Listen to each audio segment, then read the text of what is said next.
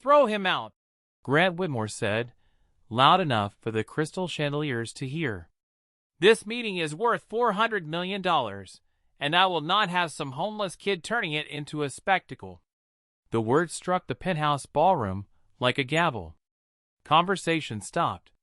Champagne glasses hovered halfway to lips. Beyond the 42nd floor windows, downtown Chicago glowed beneath a cold gray sky, its towers rising like polished steel above the streets below. Inside, everything was built to look untouchable. White marble floors, gold-trimmed chairs, a 30-foot digital screen displaying the Whitmore Development Group logo, and a long black table waiting for signatures that would change an entire neighborhood by sundown. At the center of that room stood Malik Johnson, 13 years old, thin beneath an oversized navy coat, his sneakers scuffed at the toes and damp from the sleet outside. He did not look like the executives in tailored suits. He did not look like the investors wearing watches worth more than the apartment his mother once rented. He looked like exactly what Grant Whitmore had decided he was before hearing a single word: someone who did not belong. Malik held a faded manila envelope against his chest. Its corners were bent. A red city seal had cracked near the flap. He had carried it across 3 bus transfers and nearly 2 miles on foot because the letter inside had his mother's handwriting on it, and because the map behind Grant Whitmore's stage had a red circle drawn around the only place Malik had ever called home. "Sir," Malik said, his voice quiet but clear, "you should look at the relocation clause before you sign anything." Grant's smile did not reach his eyes. He was 52, silver-haired, broad-shouldered, and dressed in a charcoal suit that seemed designed to make every person around him feel smaller. He had spent the last hour promising jobs, luxury apartments, new retail space, and a brighter future for the South Side. The cameras loved him. The investors trusted him. The city council members near the front row nodded whenever he used words like revitalization and opportunity. But when he looked at Malik, his expression tightened as if the boy had tracked mud across a private carpet. "Security," Grant said, without turning around. "Please escort him out through the service hallway." A tall security officer stepped forward from beside the ballroom doors. Malik's fingers closed tighter around the envelope, but he did not move. Not yet.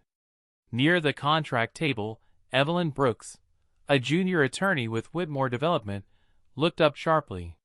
She had been reviewing the final documents for 3 straight days. Her coffee had gone cold twice that morning. She had seen the relocation clause. Or at least she thought she had. The pages had been revised so many times that the language had started to blur together. Malik looked past Grant, past the security officer, past the rows of polished shoes and expensive smiles. His eyes fixed on the thick contract waiting beneath a silver pen. "It's not just missing," he said. "It was changed." The ballroom went still. Grant laughed once, short and dismissive. "Changed by whom?" Malik lifted the envelope slightly. "By someone who thought nobody from my building would know how to read it." Grant Whitmore's laugh faded before it had fully formed. It was not fear. Not yet. It was the sound of a man refusing to believe that a boy in a worn navy coat could place even one stone in the path of a $400 million deal. He glanced toward the investor seated near the contract table, then toward the 2 city officials standing beneath the glowing screen. Their faces remained carefully neutral, but the room had changed. The music had stopped. The waitstaff had paused near the far wall. Even the camera operators lowered their equipment just enough to listen. "You have no idea what you are talking about," Grant said. His voice was softer now, but colder. "Those documents were prepared by one of the best legal teams in the state." Malik looked at the contract. "Then they should have caught it." A few people shifted in their seats.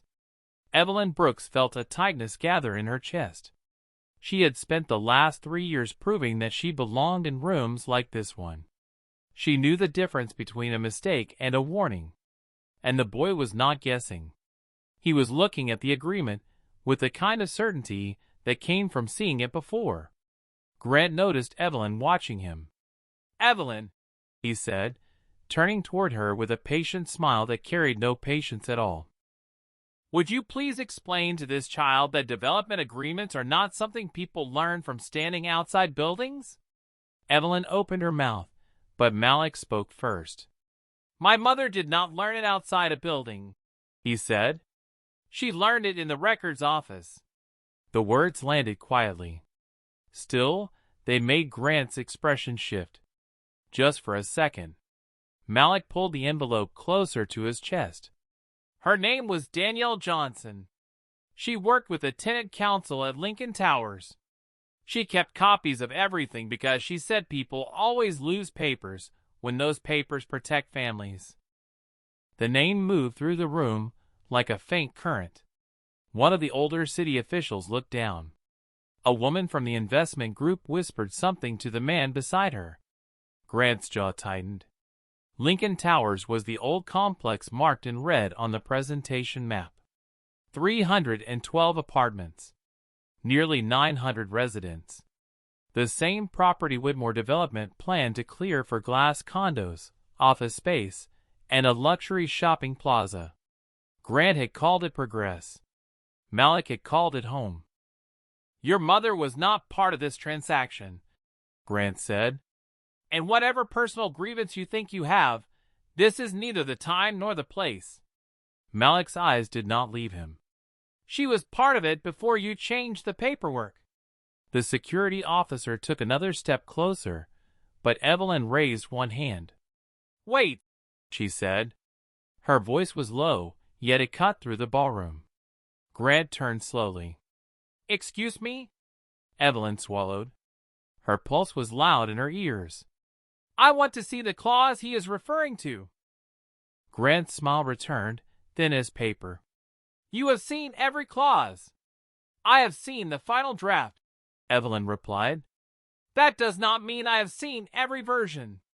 For the first time, Malik looked at her. There was no relief in his face. Only exhaustion. The kind that did not belong on a 13-year-old boy.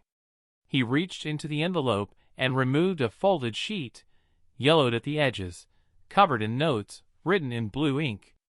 "My mom told me one thing before she got sick," he said. "If they ever tried to take the building, find section 14.7. Grant's hand tightened around the silver pin on the table. And across the ballroom, the digital clock above the service doors changed to 4:17 p.m. The signing was supposed to begin in 13 minutes. The ballroom seemed to narrow around the folded sheet in Malik's hand. 4:17 in the afternoon. 13 minutes before the signatures, the cameras, the applause, and the headlines Grant Whitmore had already imagined. He had planned every detail of the event, from the white orchids along the stage to the city skyline behind the glass walls. He had planned the exact moment he would shake hands with the investors and call Lincoln Towers a new beginning. What he had not planned for was a 13-year-old boy standing beneath a chandelier, holding a document that made the room forget how to breathe. "Section 14.7, Evelyn repeated. She did not say it loudly, but several attorneys near the contract table looked up at once. Grant's expression hardened. "There is no need to entertain this," he said. "The agreement has been reviewed, approved, and cleared for execution." Malik unfolded the paper with careful hands. The page was old, copied years ago, but the words were still visible beneath his mother's notes. There were arrows in the margins. There were circles around certain lines. One sentence had been underlined 3 times. Malik had read it so often that he no longer needed to look down, but he did anyway. His mother had taught him that important words deserved respect. "Any redevelopment agreement affecting occupied residential property," he began, "must include a signed relocation protection schedule and written approval from the resident representation file." A quiet murmur moved through the guests. Grant took one step toward him. "That is outdated language," he said. "The city revised its procedures years ago." Malik looked up. "No. The city changed the form, not the protection."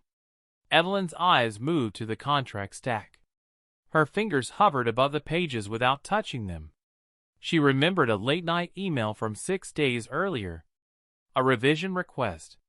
A missing attachment. A note from Grant's chief counsel saying the relocation materials would be added before signing. She had assumed they were. She had wanted to assume they were. "Show me the current Section 14, she said. Grant turned to her, and the calm mask on his face began to crack. "Evelyn, this is not your call. I am on the legal team," she replied. "It is exactly my call." The investors were watching now. So were the cameras. A reporter near the back lowered his microphone, then lifted it again. Malik stood very still. He knew what it felt like to be watched by people who had already decided what you were worth. He had felt it in grocery stores, on buses, outside shelters, in the lobby of a school where staff spoke to him slowly, as if he could not understand plain English. But this room was different. This time, they were not looking at his coat. They were looking at the paper. Grant gave a small nod to his chief counsel, Martin Hale, a pale man with rimless glasses and a nervous habit of adjusting his tie. Martin opened the contract binder and flipped through the pages too quickly. Page after page turned beneath his hands. Development scope. Financing schedule. Environmental review. Property transfer. Then Section 14. His fingers stopped. The room held its breath. Evelyn stepped closer. "Read point 7, she said. Martin did not answer. Grant's voice cut across the silence. "There is nothing to read." Malik's eyes stayed on Martin. "There is," he said. "It just is not the same anymore." Martin Hale stared at the contract as if the ink had shifted beneath his eyes. His thumb rested on the bottom corner of the page, but he did not turn it. He did not read it aloud. He did not look at Grant Whitmore. That silence told Evelyn Brooks more than any answer could have. She stepped beside him and saw the heading for Section 14 in bold black letters. The language looked clean. Too clean. The section listed timelines, notice requirements, and relocation payments. It promised temporary housing support. It promised transportation assistance. It promised a future that sounded generous when read from a stage under chandeliers. But point 7 was gone. Not crossed out. Not amended. Gone. The numbering jumped from point 6 to point 8 so smoothly that most people would never notice. Most people would not know what had been removed. Malik knew. He had known since the first time his mother spread the old papers across the small kitchen table in their apartment at Lincoln Towers. He had been 11 then, sitting beside a bowl of cereal while rain tapped against the window. Danielle Johnson had pressed a finger to the page and told him, "The important parts are not always the loud parts." Then she had pointed to the clause that required resident approval before families could be moved, displaced, or forgotten. Malik had not understood every legal word, but he understood his mother's voice. He understood the way she kept copies in a blue plastic folder beneath her bed. And he understood why she had made him promise to remember Section 14.7. "It says there has to be a resident representative," Malik said now. His voice was steady, even as every adult in the room watched him. "Not a company representative. Not a city representative. Someone chosen by the people who live there." Grant exhaled through his nose. "Lincoln Towers has a tenant council. They were notified. They were notified after the deadline," Malik said. "And the person who signed for them was not elected." The chief counsel finally looked up. His face had lost color. Grant's gaze snapped toward him. "Martin," he said, "tell them this is a misunderstanding." Martin adjusted his tie once, then again. "The resident representation file was updated," he said carefully. "There was a transition in leadership." Evelyn turned toward him. "Who authorized the transition?" Martin did not answer. Across the room, one of the investors leaned toward another and whispered. A city official took out a phone. The reporter at the back began recording again, this time without pretending otherwise. Grant noticed every movement. His confidence had always depended on controlling the room. He controlled the lighting, the schedule, the headlines, the people who got invited through the front doors. But now the room was slipping away from him one question at a time. "This is absurd," he said. "We are allowing a child with a personal grievance to derail a lawful transaction." Malik lowered his eyes to the faded page in his hands. "I am not trying to derail it," he said. "I am trying to stop you from doing what you did before." Grant's face tightened. "What exactly do you think I did?" Malik looked at the red circle on the giant map behind him. "You sent notices to apartments where people had already been moved out.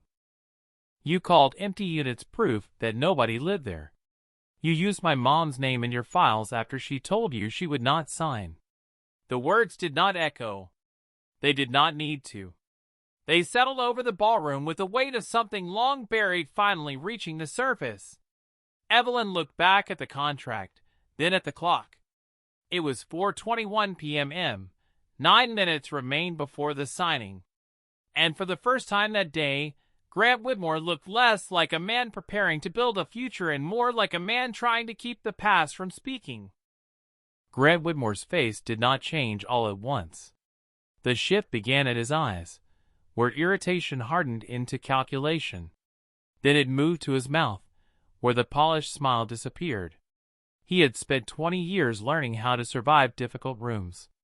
He knew when to charm a mayor, when to flatter an investor, when to make a problem sound too small to matter.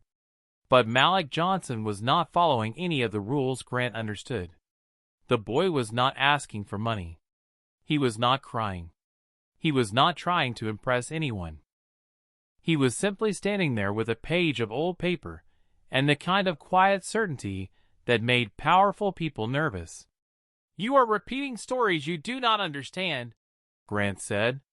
"Your mother had concerns. We addressed them." Malik's fingers pressed against the crease in the paper. "You told her the same thing." The room became still again. Evelyn watched Grant's chief counsel stare at the floor. Martin Hale had worked beside Grant for 7 years. He knew every project, every deadline, every phrase that could turn a public complaint into a private settlement. Yet now his shoulders looked smaller inside his expensive suit. Evelyn stepped closer to the binder. "I need the original resident representation file," she said. Grant did not look at her. "You need to focus on your role. My role is to make sure this company does not sign a contract built on false information." Grant turned then. His voice remained low, but it carried through the ballroom. "Your role is to protect this company from distractions." Evelyn held his gaze. "A missing legal protection is not a distraction." Near the windows, a woman from the investment group stood from her chair. Her name was Marissa Cole, and she represented the fund providing nearly half the financing for the project. She had listened without speaking since Malik entered the room. Now she looked toward Martin. "Is there an original file?" she asked. Martin hesitated. That single hesitation changed the air. Grant's jaw tightened. "There are thousands of files connected to a project of this size," he said. "Nothing unusual about document updates." Malik looked toward the giant map behind the stage. The red circle around Lincoln Towers glowed beneath the lights. He remembered standing in the same courtyard 3 months earlier while his mother coughed behind a closed bedroom door. She had asked him to bring her blue folder. Her hands had been tired, but her eyes had been clear. "If something happens to me," she had said, Do not let them say nobody fought for this place. Malik had wanted to tell her she would get better. He had wanted to believe grown-ups in suits could not erase a whole building full of families. Instead, he had watched her write his name on the front of the folder. He had watched her place one final document inside. Back in the ballroom, Malik reached into the envelope again. This time, he pulled out a small folded card with a city archive number written in his mother's handwriting. "The original file is not in your office," he said. "She sent it to the city archives before you could change it." Martin's head lifted sharply. Grant looked at him. "Is that true?" Martin said nothing. The clock above the service doors changed to 4:23 p.m. 7 minutes remained. Marissa Cole closed the contract binder in front of her. The sound was soft, but it landed like a door locking somewhere deep inside Grant Whitmore's future. For 3 long seconds, nobody spoke. The city skyline beyond the glass seemed frozen in the late afternoon light, gray clouds hanging low over the river, while the ballroom held its own storm beneath the chandeliers. Grant Whitmore stared at Malik, as though the boy had pulled a fire alarm in the middle of his ceremony. His hand remained near the silver pen, but he no longer touched it. "You expect us to believe that a 13-year-old boy has access to confidential city records?" Grant asked. His voice was controlled, but the control sounded strained. Malik looked down at the card in his hand. "I do not have access to them," he said. "I have the archive number. There is a difference." Evelyn Brooks took the card from him carefully. The paper was thin, worn at the folds, but the handwriting was clear. Danielle Johnson. Lincoln Towers Tenant Council. Resident Representation File. Archive Transfer Request. Evelyn read it twice. Then she looked at Martin Hale. "This file was transferred." Martin's lips parted, but no answer came. Grant stepped in before the silence could grow. "Danielle Johnson was an upset tenant. She filed complaints. She made accusations. That does not make her a legal authority." Malik lifted his eyes. "She was elected." Grant's face went still. "By whom?" "By the people who live there," Malik said. "The people you said did not matter." A murmur moved through the crowd, sharper now. The cameras were raised again. A reporter in a dark blue blazer edged closer to the stage, her expression no longer polite. Marissa Cole sat with both hands folded on the closed binder in front of her. She had spent her career investing in projects that looked safe on paper. She knew the difference between a risk and a secret. "Mr. Hale," she said, "did your firm review the archived resident file before approving this agreement?" Martin looked toward Grant. It was a small movement, almost invisible. But everyone saw it. Grant's voice turned hard. "Answer her." Martin swallowed. "There was an earlier file," he said. "It was not included in the final package." Evelyn's eyes narrowed. "Why not?" "Because the council status was considered unresolved." Malik shook his head. "It was not unresolved. My mom refused to sign the new version." Grant moved closer to the contract table. "Enough," he said. "This is a private legal issue being distorted by emotion." Evelyn stepped between the table and the stage, not blocking him, but making it clear that he would not reach the documents without going through her attention first. "A resident protection clause cannot be removed because it is inconvenient," she said. "And if Danielle Johnson was the elected representative, then her refusal matters." Grant looked at Malik again. The contempt in his face had changed. It was no longer the contempt of a man dismissing a homeless child. It was the anger of a man realizing the child had arrived with evidence. "Where did you get that envelope?" he asked. Malik held it close. "From my mother." "And where is she now?" The question landed too sharply. Several people in the room looked away. Malik did not. His voice became quieter, but it did not break. She is gone. But she made sure the truth was not. The digital clock changed to 4:25 p.m. 5 minutes remained. Then Evelyn pulled out her phone and dialed the city archives office.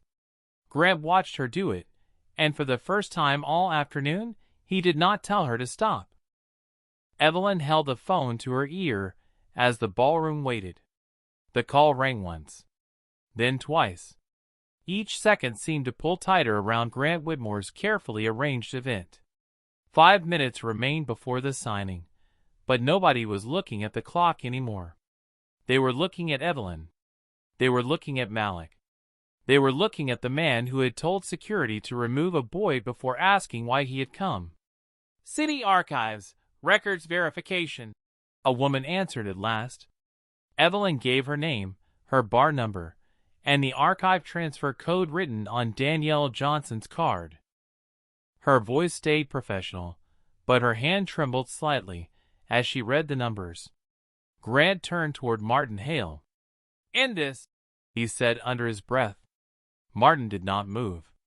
"I cannot," Martin replied. The words were quiet, but they carried.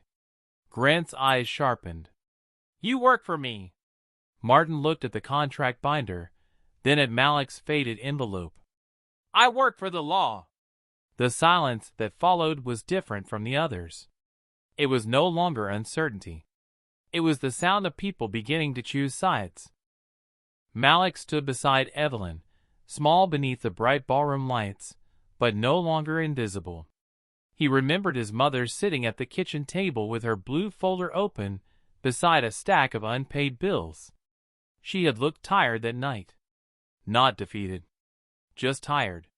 She had told him that some people built their power by making others feel too small to speak. Then she had placed her hand over his and said, "When they tell you that you do not belong, listen carefully. Sometimes that is how you know you are standing in the exact place they do not want the truth to reach." Evelyn's expression changed as the archivist spoke. "Yes," she said slowly. "I understand." She listened for another moment.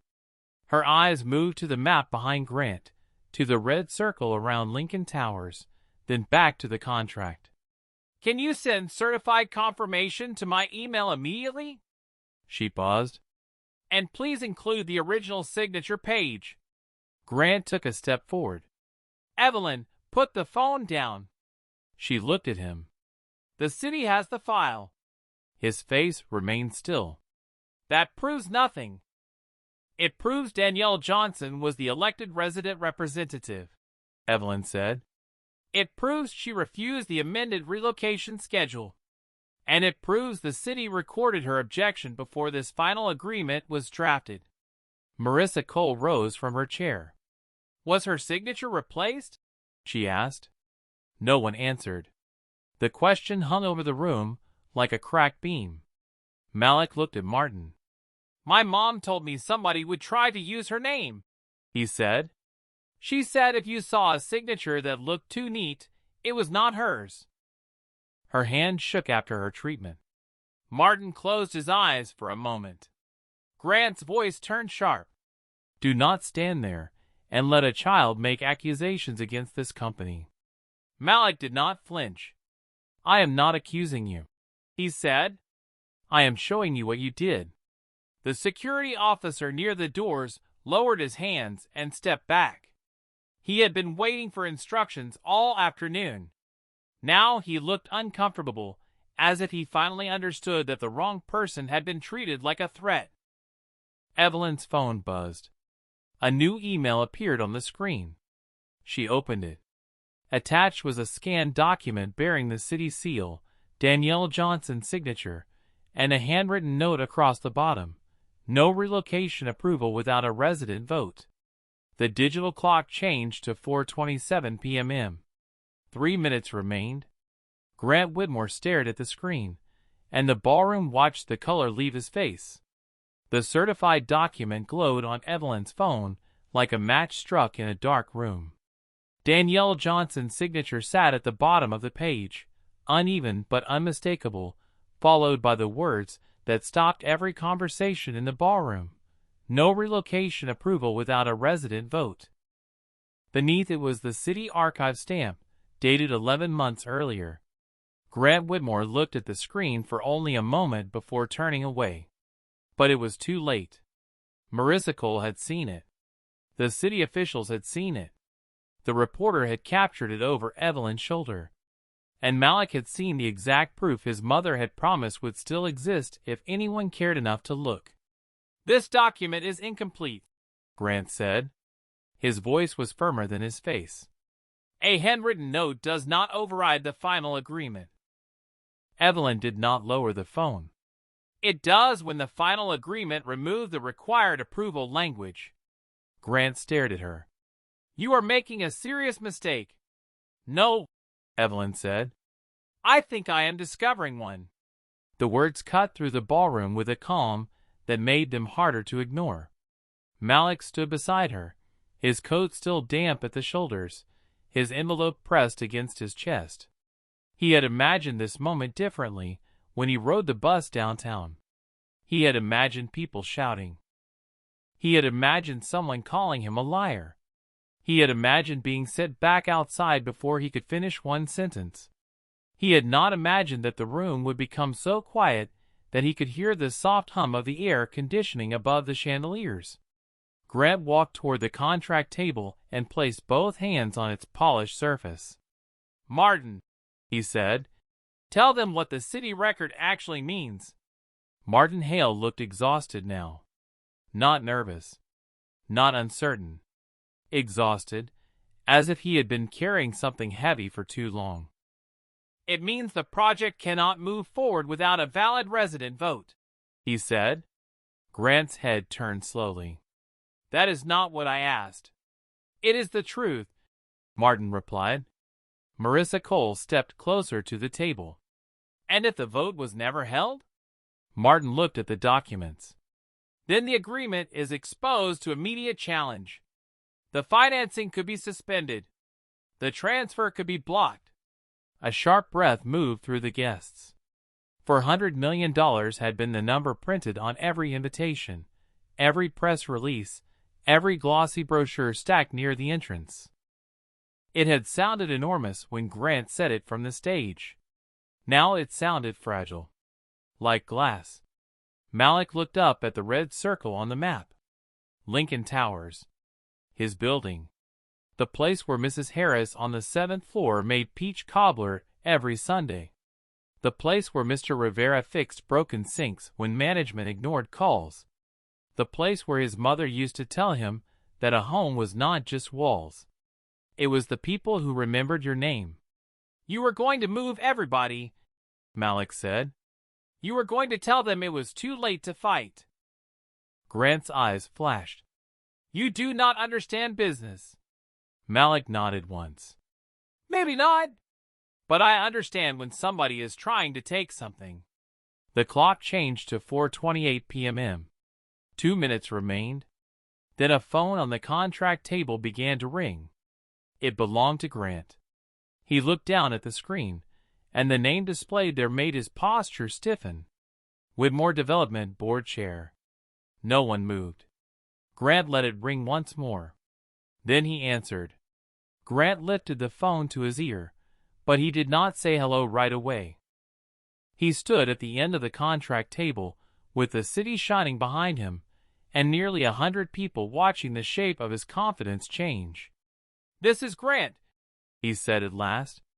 The voice on the other end was not loud, but it was sharp enough that Evelyn could hear pieces of it from where she stood. The board chair had seen the live feed. The board chair had received an urgent message from Marissa Cole's legal team. The board chair wanted to know why a 13-year-old boy was standing in the middle of a signing ceremony with evidence that a resident protection clause had disappeared from a $400 million agreement. Grant turned away from the room, lowering his voice. "It is being handled." Malik watched him. He had heard grown-ups say those words before. They said them when the heat went out at Lincoln Towers in January. They said them when elevators stopped working and older residents had to climb 7 flights of stairs. They said them when families asked where they were supposed to go if the building was demolished. Being handled. It always meant someone important had decided not to listen yet. Evelyn opened the certified file on her phone again and read the final paragraph more carefully. Her eyes stopped on a line beneath Danielle Johnson's signature. The resident representative designation remained active until a verified successor was chosen by a majority vote of occupied units.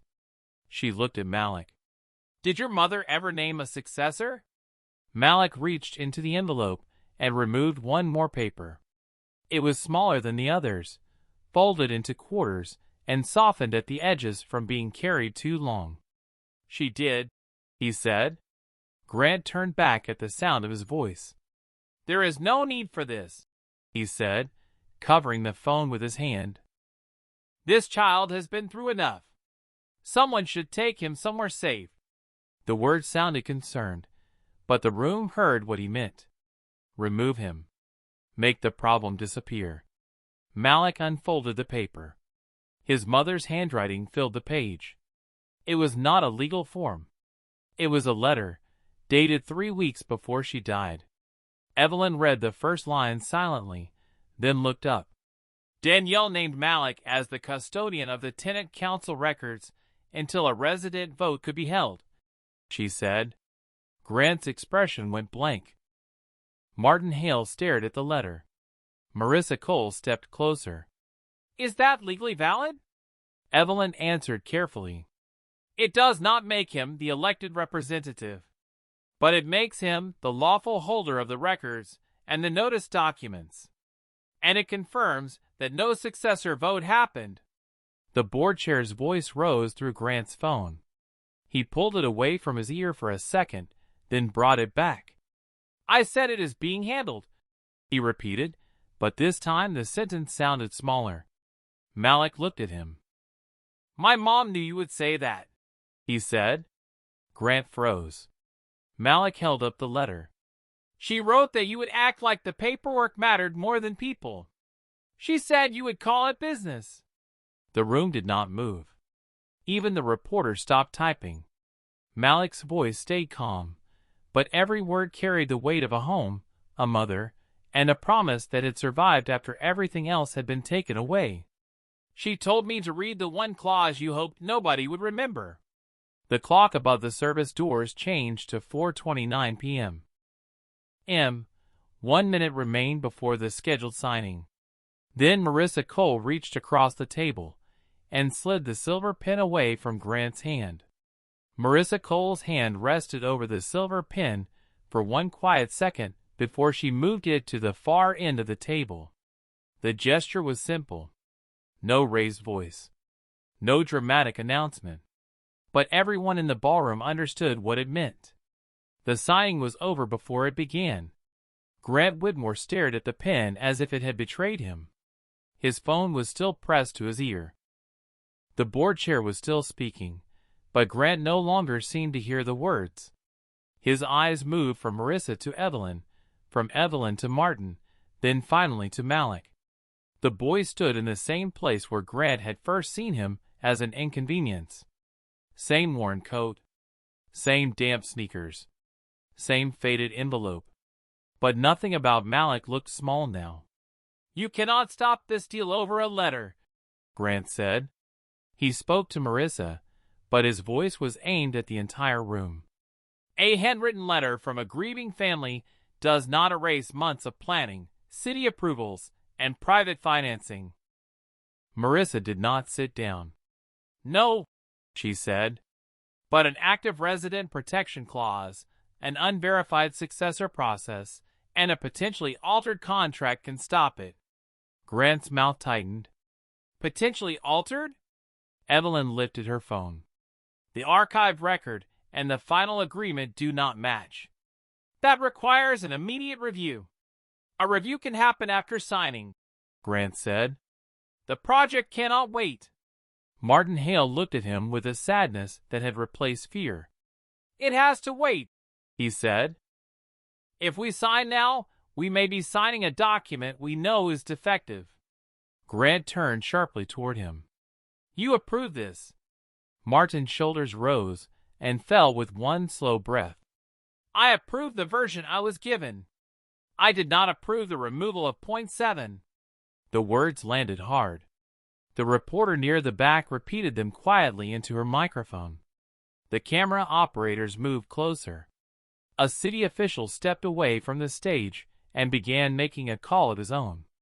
Grant saw the room changing around him, each person moving according to a truth he could no longer control. He had built his reputation on being the man who made impossible projects happen.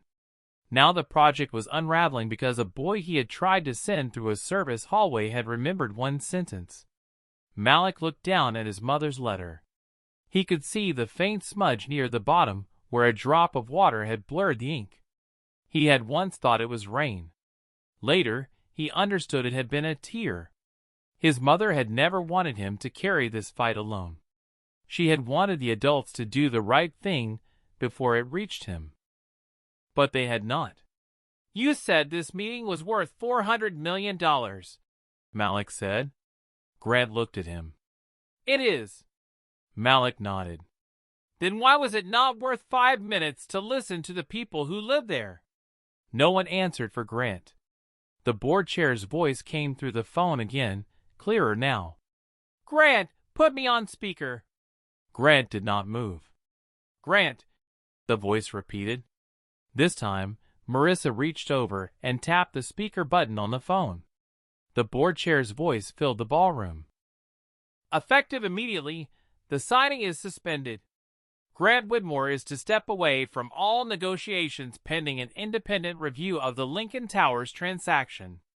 The digital clock changed to 4:30 p.m. The scheduled signing time arrived. But there was no applause, no handshake, no future being sold beneath the chandeliers.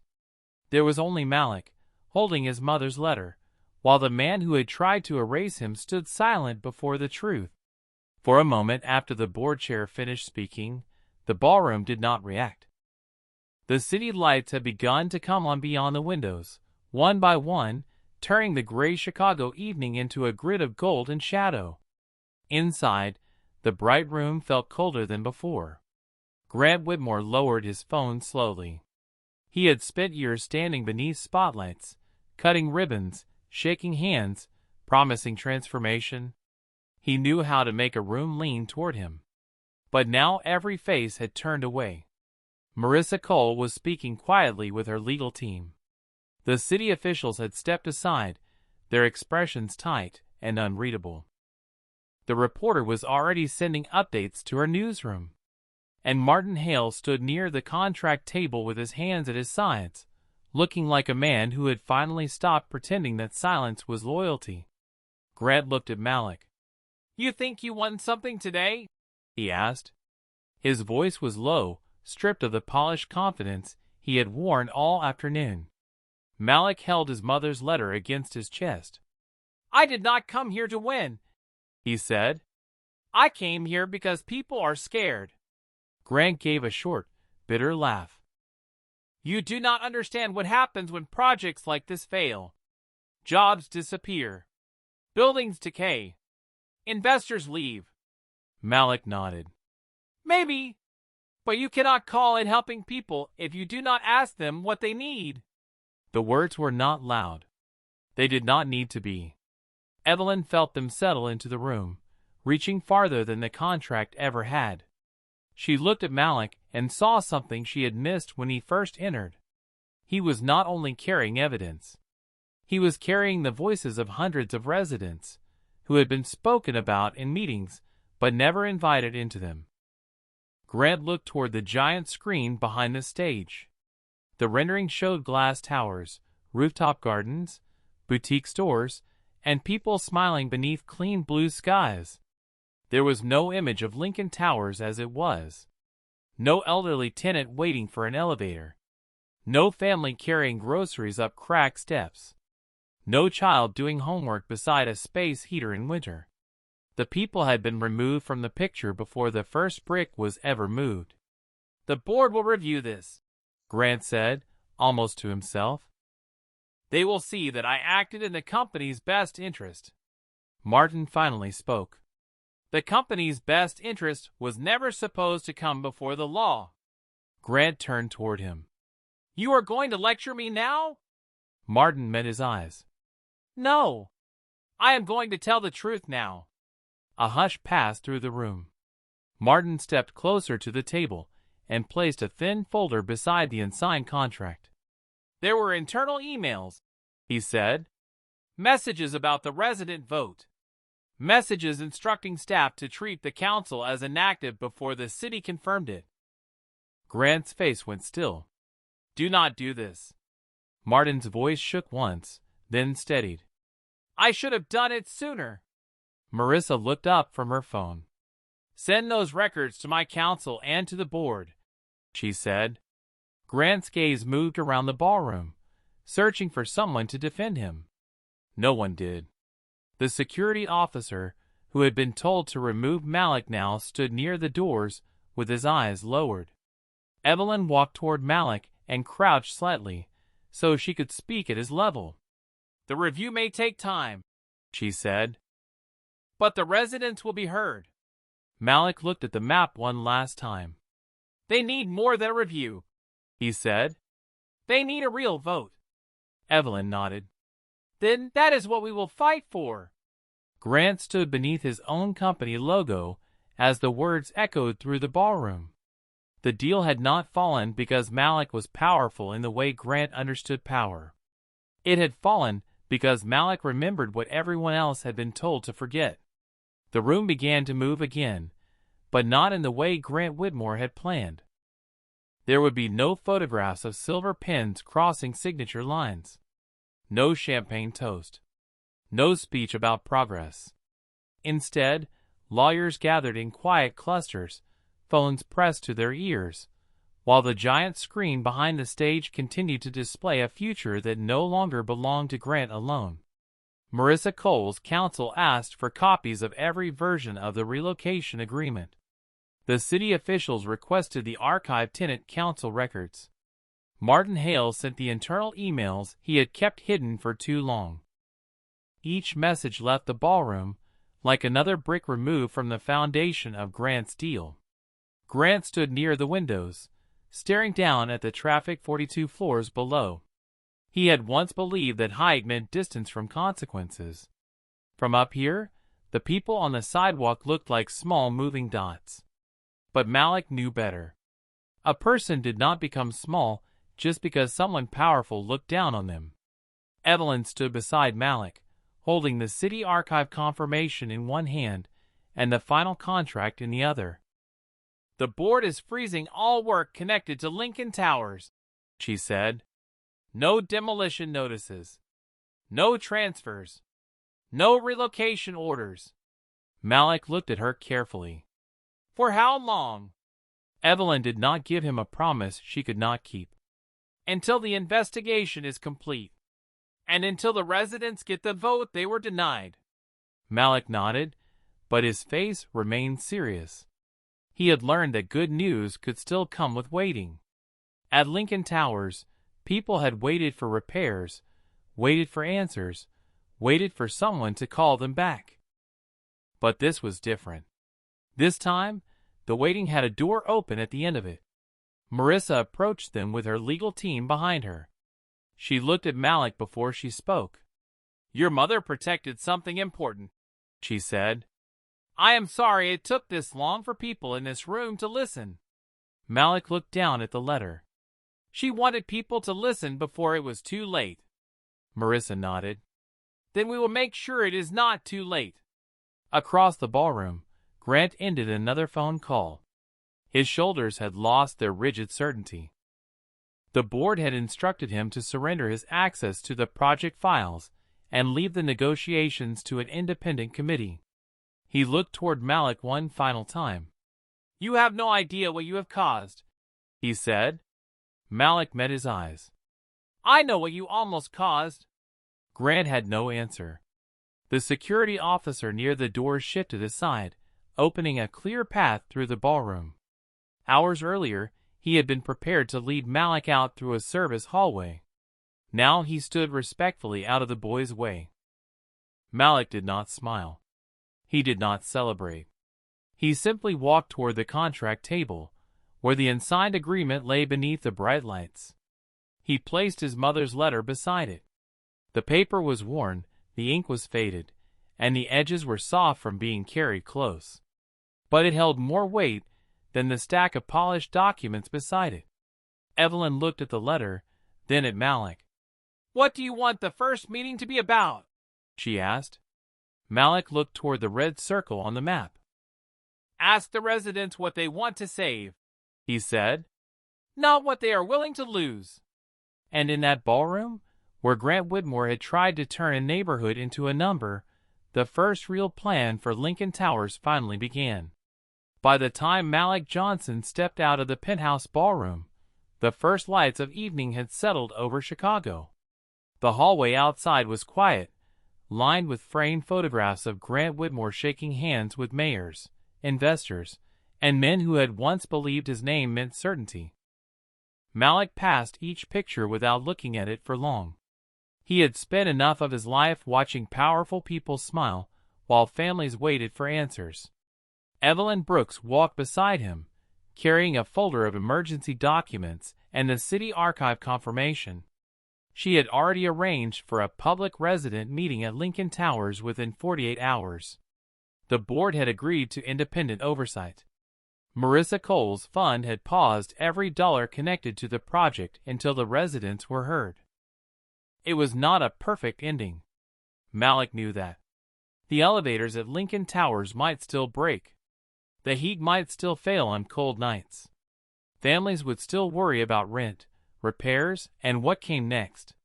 But for the first time, the people in that building would not be discussed like a problem on a spreadsheet. They would have a seat at the table. At the elevator doors, Evelyn stopped. "Your mother would be proud of you," she said. Malik looked down at the envelope in his hands. "She would tell me not to let people make her into a sad story," he said. Evelyn nodded slowly. "Then what would she want people to remember?" Malik thought about the kitchen table, the blue folder, the rain on the window, and his mother's tired hand resting over his. He thought about the way Grant had looked at him when he first entered the ballroom, like he was something to remove before the important people arrived. "She would want them to remember that we were already here," he said. The elevator doors opened. Before Malik stepped inside, he looked back through the glass wall toward the ballroom. Grant Whitmore stood alone near the contract table beneath the giant screen that still showed his shining towers. The unsigned agreement lay before him. The silver pen remained pushed to the side. Around him, lawyers gathered evidence, investors made calls, and board members prepared questions he could no longer avoid. He had tried to measure a neighborhood in dollars. He had tried to measure a boy by his coat. And he had learned too late that the people he dismissed had been carrying the truth all along. Malik entered the elevator with Evelyn beside him. As the doors closed, the city lights reflected across the glass like hundreds of small promises waiting to be kept. He held his mother's letter close, not because it was the only proof left, but because it reminded him of something bigger than a contract, bigger than a deal, and bigger than the man who had tried to silence him. Dignity did not need a stage. Truth did not need permission. And sometimes the smallest voice in the room was the one that finally made everyone listen.